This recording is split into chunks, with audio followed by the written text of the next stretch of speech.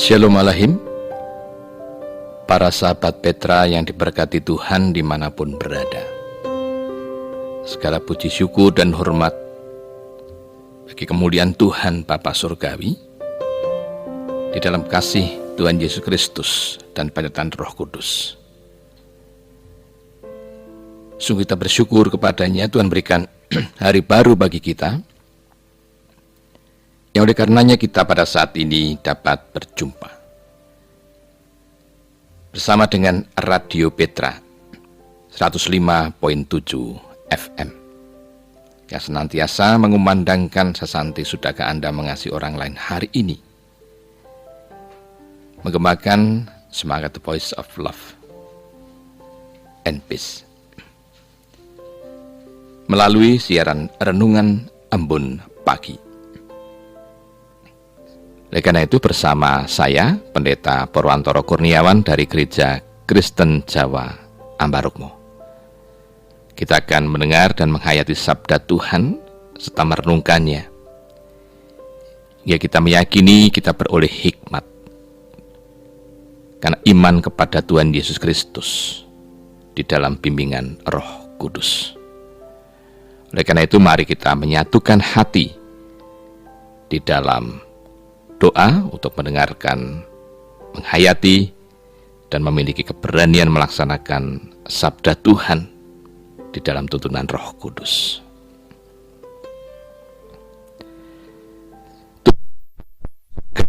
Pertolongan kami, pagi ini kami naikkan syukur kepadamu Tuhan. Engkau perkenankan kami menjalin ikatan kasih persekutuan melalui Radio Petra 105.7 FM, yang Kau perkenankan menjadi pengantar berkat untuk senantiasa mengumandangkan kasih dan perdamaian, hingga membentuk siapapun kami yang mendengarkan siaran dan kegiatan yang dilaksanakan, senantiasa dapat memperlakukan kehidupan dengan kasih dari Tuhan terhadap sesama, bahkan seluruh ciptaan Tuhan.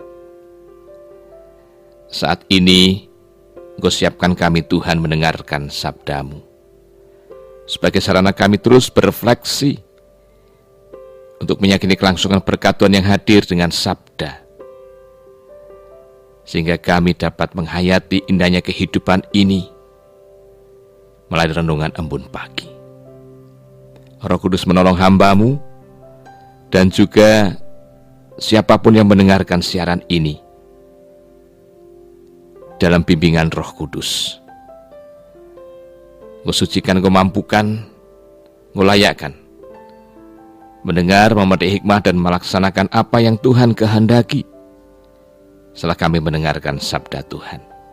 Sebab sabda-Mu Tuhan suluh bagi langkah kehidupan kami, pedoman ketika kami melaksanakan tugas kewajiban, sehingga kami terarah senantiasa dengan baik, benar, dan bertanggung jawab yang harus kami wujudkan sesuai dengan kehendak-Mu Tuhan. Di dalam nama Tuhan Yesus Kristus kami berdoa. Amin.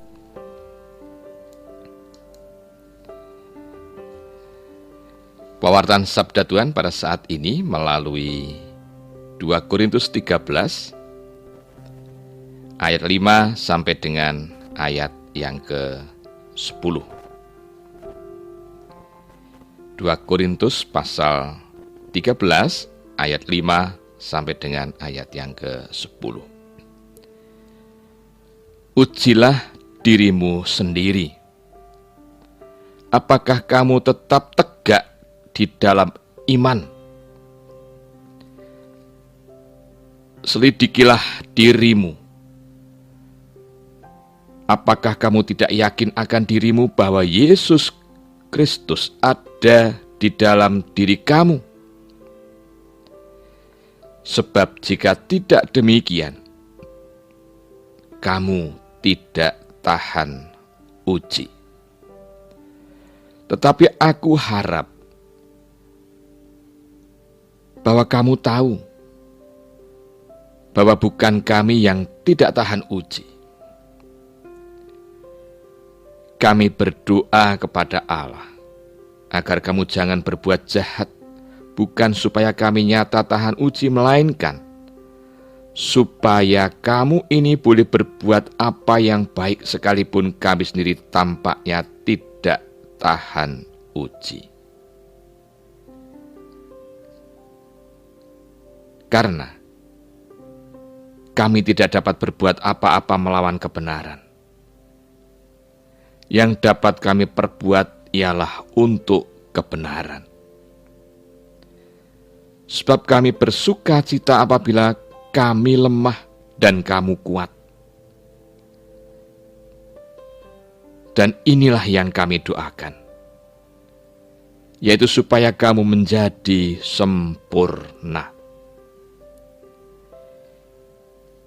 Itulah sebabnya sekali ini aku menulis kepada kamu ketika aku berjauhan dengan kamu,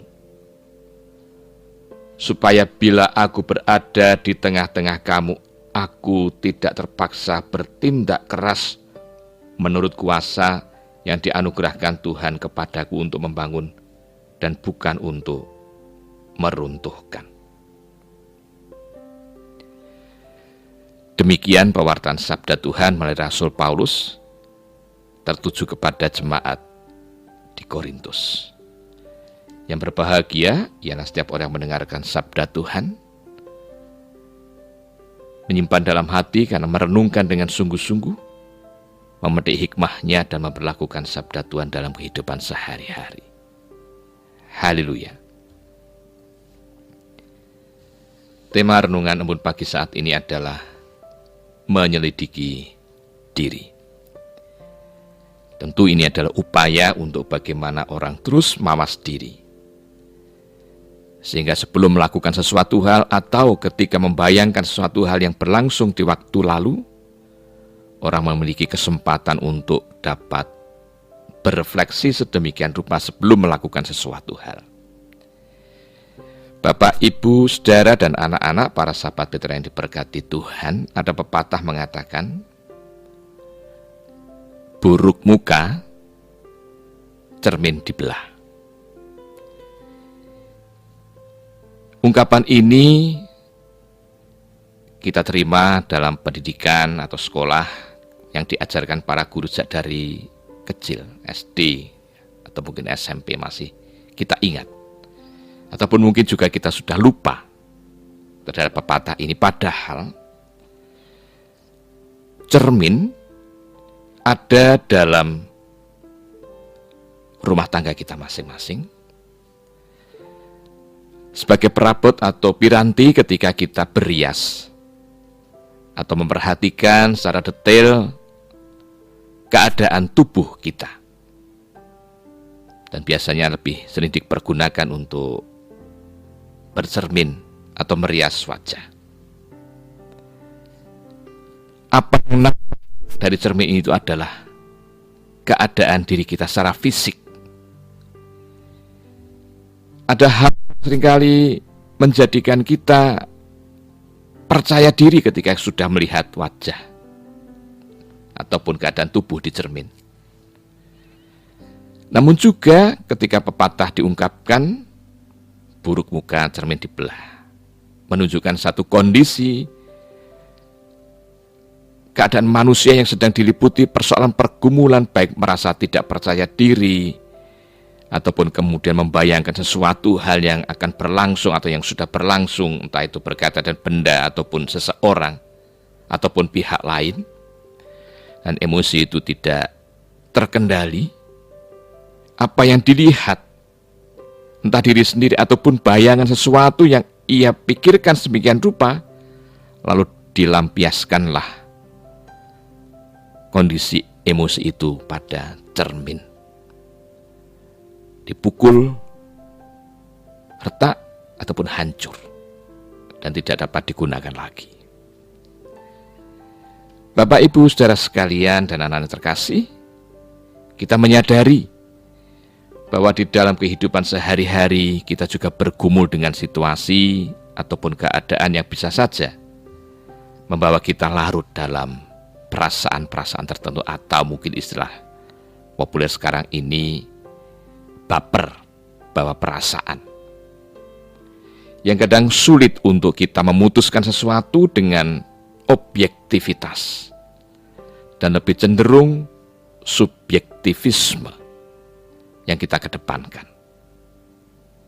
Kita menyadari risiko suasana keadaan yang mengganggu sedemikian rupa, entah berkaitan dengan ketidakpercayaan diri, entah berkaitan dengan sesuatu, harta, benda, rezeki, atau bahkan juga dengan orang lain atau pihak lain, yang memang seringkali kita dalam relasi sehari-hari, pihak lain berpengaruh terhadap diri kita, ataupun kita sendiri berpengaruh terhadap orang lain atau kehidupan sehari-hari. Belajar dari firman Tuhan yang kita dengar, kita memahami situasi yang sulit dari Rasul Paulus dan sahabat-sahabatnya ketika melayani jemaat di Korintus.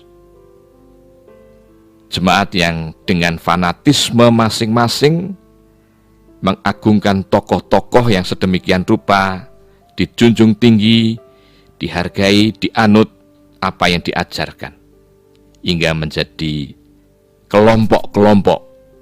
Dan kelompok-kelompok ini kita tahu ada kelompok Kefas, ada kelompok Paulus, kelompok Apolos, yang ternyata memiliki karakter masing-masing dan menimbulkan persoalan-persoalan hingga memunculkan perselisihan bahkan konflik.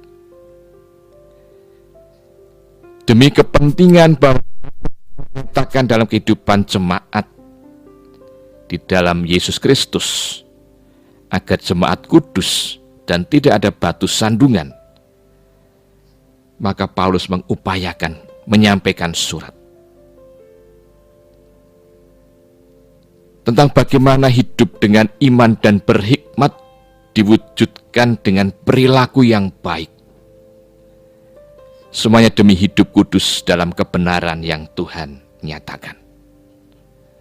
Dan Paulus sungguh-sungguh berharap bahwa jemaat ini menjadi jemaat-jemaat yang sempurna di dalam Yesus Kristus. Maka di dalam suratnya ini, bagian yang kedua, Rasul Paulus mengajak jemaat untuk menguji diri, benar-benar menyelidiki diri, supaya jemaat dapat mawas diri, supaya jemaat tahan uji.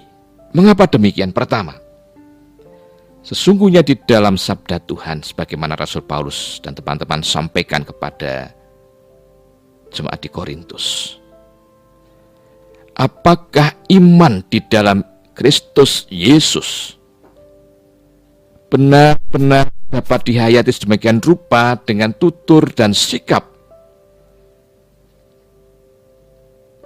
berkaitan dengan pergaulan, persahabatan, persaudaraan dengan sesama. Jemaat yang pada waktu itu ada dalam kelompok-kelompok benar-benar dapat menghidupi jemaat dengan fungsi yang baik, benar, dan bertanggung jawab pula, atau tidak. Maka rasanya tidak ada arti sama sekali bila orang percaya betul kepada Tuhan Yesus, namun kemudian perilaku hidupnya tidak seperti yang Tuhan kehendaki. Kehilangan empati atau bahkan bersikap tidak baik terhadap sesama. Maka kalau kita perhatikan bagian lain dari sabda Tuhan yang disampaikan Rasul Paulus kepada jemaat di Korintus tentang kasih, begitu luar biasa. 1 Korintus 13 ayat 4 sampai dengan ayat 7 tentang kasih. Kasih Tuhan, kasih kepada sesama. Pasti demikian dihayati oleh Rasul Paulus sebagaimana ajaran Yesus Kristus. Terus diwujudkan dengan kasih, menuju pada kebaikan maupun kebenaran, dan goalnya adalah kesempurnaan. Oleh karena itu penting disadarkan oleh Rasul Paulus, menguji diri. Apakah ketika orang beriman kepada Yesus Kristus, hidup di dalam Kristus Yesus, benar-benar menjadi sumber inspirasi mewujudkan kebaikan dalam kebersamaan atau tidak. Menguji diri memang perlu pengorbanan. Namun itulah saatnya bagaimana jemaat menyelidiki diri untuk senantiasa mau mawas diri. Lalu yang kedua, Bapak, Ibu, Saudara, dan anak-anak terkasih, sabda Tuhan ini benar-benar menolong kita untuk memahami tentang bagaimana pentingnya perjuangan untuk berefleksi itu menolong menjalani hidup penuh dengan kesadaran. Dan kesadaran inilah yang diungkapkan oleh Rasul Paulus untuk mendoakan jemaat. Dan di dalam mendoakan jemaat, ia berusaha untuk tidak ada batu sandungan dengan menyadari terus dan berefleksi. Karena doa tidak boleh dihambat dengan perilaku manusia, atau tidak boleh terhambat dengan perilaku manusia dengan skandalon-skandalon atau batu sandungan. Supaya dia hidup kudus di hadapan Tuhan. Doa yang juga kudus di hadapan Tuhan. Ada doa sekalipun jemaat bergumul dengan situasi yang sulit. Ada doa dari Rasul Paulus untuk jemaat ini menjadi kuat. Paulus menyadari lemah, banyak kekurangan. Tetapi dengan iman kepada Kristus itulah ia ingin menunjukkan keseriusan kepada jemaat di Korintus. Supaya jemaat menjadi kuat. Kuat bukan karena merasa fisiknya ataupun karena egosentrismenya mengalahkan kelompok yang lain. Tetapi justru penuh kesadaran menundukkan diri dengan segala kerendahan hati, mengingat sesama, mengingat kelompok yang lain, mengingat sesama jemaat. Inilah kesadaran tinggi yang saya rasa muncul dari spiritualitas Rasul Paulus. Semoga dengan dua hal ini, Bapak, Ibu, Saudara sekalian, tentang bagaimana kita berjuang untuk mawas diri dengan segala pengorbanan, mengingat iman kita kepada Yesus Kristus, dan juga bagaimana bentuk yang dapat kita wujudkan dalam iman kepada Kristus dalam fungsi hidup melalui spiritualitas yang baik, benar, dan bertanggung jawab, menuju pada kualitas hidup yang kuat secara iman, benar secara iman. Sesuai dengan kehendak Tuhan, maka kesempurnaan menjadi nyata. Cermin menolong kita untuk melihat diri kita secara fisik. Namun sabda Tuhan membawa kita untuk bercermin di dalam hati secara sungguh-sungguh. Memperhatikan secara sungguh-sungguh dengan sensor mores kita. Lubuk hati kita terdalam, relung hati kita, supaya kita di dalam hidup terus mampu dan dapat mewujudkan apa yang Tuhan kehendaki dalam refleksi yang sesungguhnya, supaya kita dapat berpikir, mewujud melalui tutur dan sikap dengan keputusan hati sebagaimana yang Tuhan kehendaki. Tuhan memberkati kita. Amin. Mari kita berdoa. Kami naikkan syukur kepadamu Tuhan. Engkau telah berfirman. Ribuan tahun lampau, Rasul Paulus bergumul mengingat umat Tuhan di kota Korintus pada waktu itu dengan segala problematika yang ada. Keterpecahan jemaat dalam kelompok-kelompok fanatisme akan pemimpin rohani. Diupayakanlah satu hal yang baik bagi Rasul Paulus untuk kebaikan jemaat yang telah Engkau kuduskan di dalam Kristus Yesus. Agar jemaat memiliki penyadaran diri, sebagaimana Rasul Paulus juga berefleksi dengan penyadaran diri dengan segala kerendahan hati, tidak memaksakan kehendaknya, namun sungguh menempatkan kesadaran tentang bagaimana kerendahan hati itu di dalam kehendak Tuhan dengan kasih Tuhan, agar mau berefleksi diri dan mengambil keputusan untuk membawa kehidupan dalam kebaikan, kebenaran menuju pada kesempurnaan. Mampukan kami Tuhan mengambil hikmah dari kebenaran sabda-Mu dan mewujudkan dengan tugas kewajiban hari ini yang kami lakukan. Kami mohon kelangsungan berkat-Mu. Engkau berkati kehidupan rumah tangga, orang tua, baik yang sendiri maupun yang dalam kehidupan bersama sebagai suami istri, juga untuk anak-anak, cucu-cucu, baik yang bersama maupun yang mandiri,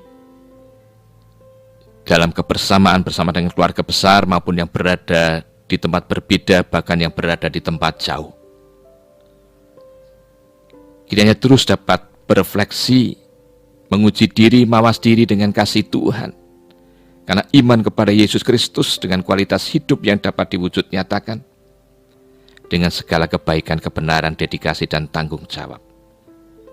Sebagai kesempurnaan yang Tuhan kehendaki, biarlah terbentuk keluarga yang dapat mengasihi Tuhan, merefleksikan kasih Tuhan dalam kehidupan sehari-hari, mewujudkan dalam kebersamaan makna kasih Tuhan. Baik kehidupan rumah tangga, etos kerja, etos kewirausahaan, etos semangat belajar, dari tingkat dasar sampai perguruan tinggi, baik yang swasta maupun negeri.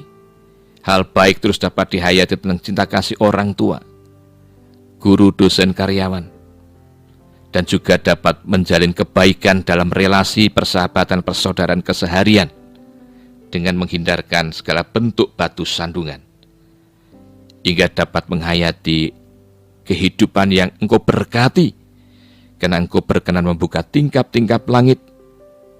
Kami siap menyambut berkat Tuhan dengan kualitas kehidupan, dengan segala sesuatu yang kami lakukan, berkenan di hadapan-Mu Tuhan.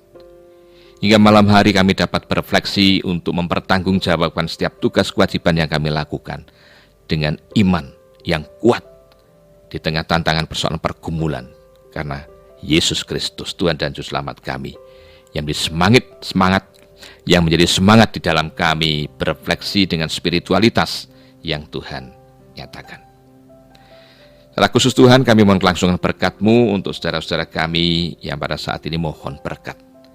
Di dalam doa untuk Bapak Bambang Eko Prianto, warga GKJ Sumber Surakarta, Ananda dari Ibu Sri Prihartini Suarjo, pasca operasi di Surakarta, dan berkati dengan pemulihan kekuatan kesehatan. Juga untuk para kasepuhan dan saudara-saudara kami yang bergumul dengan kondisi sakit, baik rawat jalan, pemulihan maupun yang masih opnam, bahkan dalam kondisi kritis, siapapun saudara-saudara kami, Tuhan berkati dengan upaya kesembuhan. Keluarga Tuhan berikan kekuatan dalam pendampingan. Tenaga medis juga Tuhan perkenankan menjadi pengantara berkat. Kami merasa suasana duka bagi Sinode GKJ, Gereja Kristen Jawa, karena hamba yang Engkau kasihi, yakni Bapak Pendeta Sukarmo MTH, Pendeta GKJ Arca Winangun Banyumas, Engkau panggil dalam keabadian. Tuhan tolong keluarga dengan Engkau kuatkan oleh penghiburan Roh Kudus yang menyemangati. Begitu pula dengan jemaat di GKJ Arca Winangun Banyumas di dalam rangkaian prosesi pemakaman hari ini untuk Swargi Bapak Pendeta Sukarmo MTH. Tuhan Bapa Surga, kami juga mengingat bangsa dan negara kami di tengah situasi politik yang saat ini berlangsung, untuk segala sesuatu ini dipersiapkan dalam proses rencana pemilihan wakil-wakil rakyat maupun juga presiden, wakil presiden. Engkau hindarkan bangsa dan negara kami dalam perpecahan, dari perpecahan. Engkau berkati mereka-mereka yang mengupayakan hal baik di tengah isu-isu politik yang seringkali mengharu biru suasana kehidupan bermasyarakat, berbangsa dan bernegara kami. Oleh karena itu kami senantiasa mohon langsung berkat Tuhan dalam suasana damai dan sejahtera. Tiada lupa Tuhan, kami mohon berkat-Mu untuk perubahan iklim yang saat ini masih berlangsung sehingga menimbulkan berbagai kesulitan umat manusia di muka bumi dengan kekeringan yang ada. Kami mohon langsung berkat Tuhan. Kadang suasana ekstrim menjadikan bencana. Oleh karena itu juga kami terus mohon langsung berkat Tuhan menyadarkan kami sekalian tentang betapa pentingnya lingkungan hidup yang harus kami kembali wujudkan untuk hal baik bagi umat manusia di muka bumi.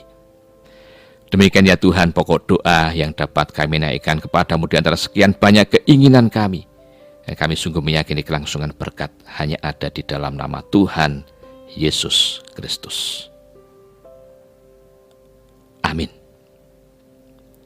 Demikian Bapak Ibu Saudara sekalian, para sahabat Petra yang diberkati Tuhan, renungan embun pagi yang dapat saya sampaikan melalui Radio Petra 105.7 FM. Saya Pendeta Parwantoro Kurniawan dari Gereja Kristen Jawa Ambarukmo. Mohon diri, Tuhan senantiasa memberkati.